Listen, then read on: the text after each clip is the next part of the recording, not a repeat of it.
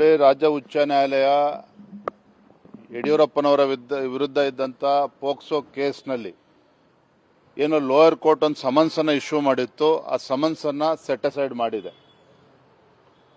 ಯಾಕೆ ಅಂತ ಹೇಳಿದ್ರೆ, ರಾಜ್ಯ ಉಚ್ಚ ನ್ಯಾಯಾಲಯದಲ್ಲಿ ಪರ ಮತ್ತು ವಿರೋಧ ಬಹಳ ದಿನಗಳ ಕಾಲ ವಾದಗಳು ನಡೆದಿದೆ ಹೈಕೋರ್ಟ್ನಲ್ಲಿ.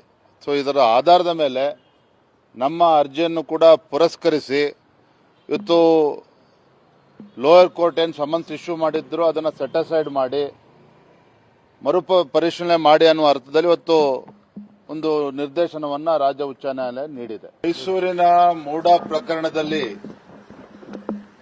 ಸಾಮಾಜಿಕ ಕಾರ್ಯಕರ್ತ ಸ್ನೇಹಮಯಿ ಕೃಷ್ಣ ಅವರು ರಾಜ್ಯ ಉಚ್ಚ ನ್ಯಾಯಾಲಯದಲ್ಲಿ ಏನು ಈ ಸಂಪೂರ್ಣ ಪ್ರಕರಣವನ್ನ ಸಿಬಿಐ ತನಿಖೆಗೆ ವಹಿಸಬೇಕು ಅನ್ನುವ ಅರ್ಜಿಯನ್ನು ಅವರು ಹಾಕಿದ್ರು.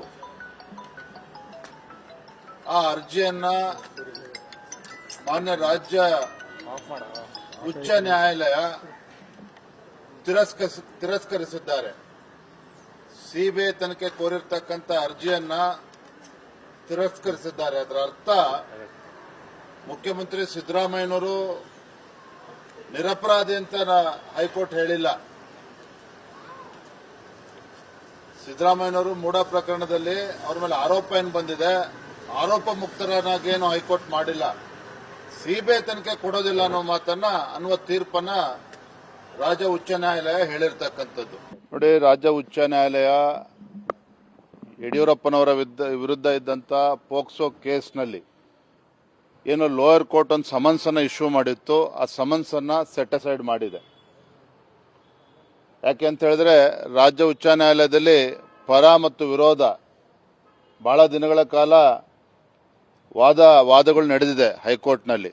ಸೊ ಇದರ ಆಧಾರದ ಮೇಲೆ ನಮ್ಮ ಅರ್ಜಿಯನ್ನು ಕೂಡ ಪುರಸ್ಕರಿಸಿ ಇವತ್ತು ಲೋಯರ್ ಕೋರ್ಟ್ ಏನು ಸಮನ್ಸ್ ಇಶ್ಯೂ ಮಾಡಿದ್ರು ಅದನ್ನು ಸೆಟ್ ಅಸೈಡ್ ಮಾಡಿ ಪರಿಶೀಲನೆ ಮಾಡಿ ಅನ್ನುವ ಅರ್ಥದಲ್ಲಿ ಇವತ್ತು ಒಂದು ನಿರ್ದೇಶನವನ್ನು ರಾಜ್ಯ ಉಚ್ಚ ನ್ಯಾಯಾಲಯ ನೀಡಿದೆ. ಮೈಸೂರಿನ ಮೂಡ ಪ್ರಕರಣದಲ್ಲಿ ಸಾಮಾಜಿಕ ಕಾರ್ಯಕರ್ತ ಸ್ನೇಹಮಯಿ ಕೃಷ್ಣ ಅವರು ರಾಜ್ಯ ಉಚ್ಚ ನ್ಯಾಯಾಲಯದಲ್ಲಿ ಏನು ಈ ಸಂಪೂರ್ಣ ಪ್ರಕರಣವನ್ನ ಸಿಬಿಐ ತನಿಖೆಗೆ ವಹಿಸಬೇಕು ಅನ್ನುವ ಅರ್ಜಿಯನ್ನು ಅವರು ಹಾಕಿದ್ರು. ಆ ಅರ್ಜಿಯನ್ನ ಮಾನ್ಯ ರಾಜ್ಯ ಉಚ್ಚ ನ್ಯಾಯಾಲಯ ತಿರಸ್ಕರಿಸಿದ್ದಾರೆ.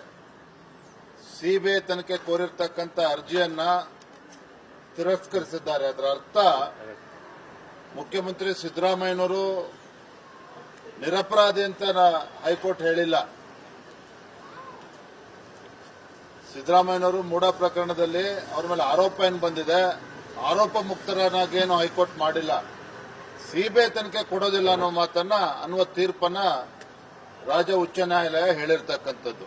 ಹೆಚ್ಚಿನ ವಿಡಿಯೋಗಳಿಗೆ ಪ್ರತಿಧ್ವನಿ ಯೂಟ್ಯೂಬ್ ಚಾನೆಲ್ ಸಬ್ಸ್ಕ್ರೈಬ್ ಮಾಡಿ, ಬೆಲ್ ಐಕಾನ್ ಕ್ಲಿಕ್ ಮಾಡಿ.